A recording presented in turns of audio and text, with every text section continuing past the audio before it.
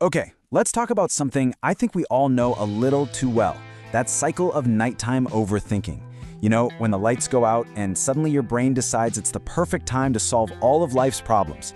Tonight, we're gonna get into why that happens, and way more importantly, how you can actually break that cycle for good. Ugh, you know this exact moment, don't you? You roll over, you peek at the clock, and this wave of pure frustration just washes over you. You should be asleep. You need to be asleep. But nope, you are wide awake. And that's the bizarre part, right? Your body is completely exhausted. It's practically begging for rest. But your mind? Oh, your mind is running a full-blown marathon. All of a sudden, you're replaying some awkward conversation from 5 years ago. Or you're stressing about a meeting tomorrow.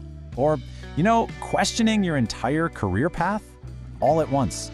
It really feels like an attack, doesn't it? Almost like a betrayal by your own brain. So the big question we're going to dig into is why? Why does this happen, and what can we do to finally make it stop?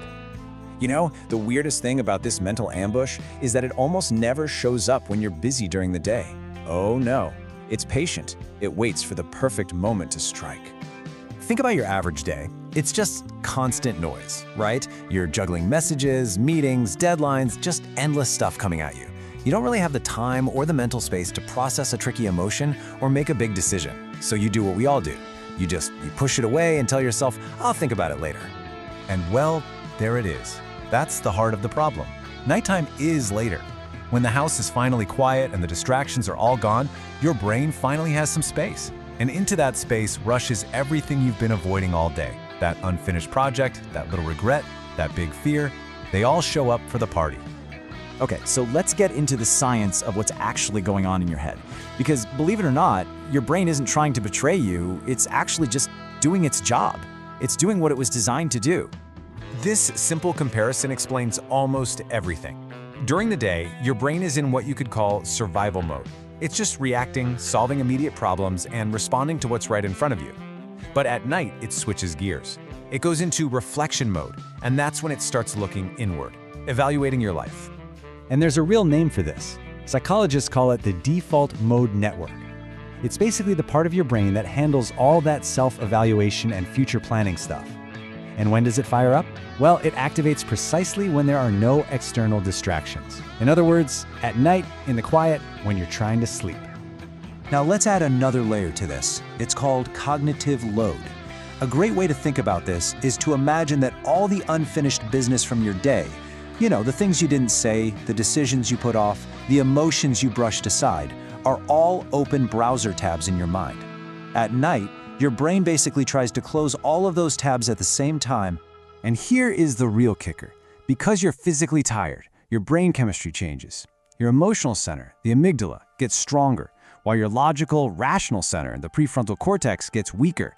And that is why a tiny little worry at 2 p.m. can feel like an absolute catastrophe at 2 a.m. You're not being dramatic. Your brain is just totally overloaded. Okay, so that's the problem. But what on earth is the solution? Well, it turns out that overthinking isn't just random noise. It's actually your brain demanding something very specific. It's demanding closure. You see, your brain has a reason for all this madness. It keeps replaying that awkward moment because it wants a sense of resolution. It keeps imagining worst-case scenarios for tomorrow because it wants to feel prepared. And it blows problems way out of proportion because it is desperately trying to feel in control.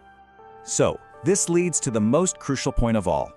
You cannot win this fight in your bed. Your bed is for recovery. It is not a late-night strategy room. The goal then is to empty all these thoughts out before they have a chance to follow you under the covers. So how do we give our brain that closure it's craving? With a really simple but incredibly powerful technique. We can call it the 3-minute brain dump. And it works because it gives all those racing thoughts a safe place to land that isn't your pillow. Okay, so here's exactly how you do it. Maybe half an hour before you want to go to sleep, grab a notebook and set a timer for just 3 minutes. That's it. For those 3 minutes, you just write. You write down everything that's bouncing around in your head. Don't judge it, don't filter it, don't try to make it make sense. The goal here is just release, not perfection. Now, after the 3 minutes are up, you do a quick little sorting process. For anything on that list that's actually actionable, just jot down one tiny next step. For all the things you can't control, you literally tell yourself, this is not tonight's job. And for the emotions, you just acknowledge them. You just let them be without trying to solve them. This whole process signals to your brain, hey, I've got this. It's all captured. You can stand down now. But what if, even after you do that, some anxiety still sneaks into bed with you? For that, we have a quick reset. Research shows that the chemical lifespan of an emotion, the wave of it in your body, is only about 90 seconds, unless you keep feeding it with more thoughts. So the mantra is super simple. Feel it, don't fuel it. Just close your eyes, take a breath, and allow that feeling to rise and fall without adding a story to it. Just watch it like a wave for those 90 seconds. More often than not, it'll pass. And finally, you can play the long game. You can actually train your brain that night is a safe time. Your mind needs boundaries, so dim the lights an hour before bed. Try to avoid those really heavy, intense conversations late at night. And maybe create a simple ritual. Reading a book, listening to some calm music that acts as a clear signal that the day is well and truly complete. So, as we wrap things up here, I really want to reframe this whole experience for you because this last point is maybe the most important one of all. Having a brain that does this, it doesn't mean you're broken.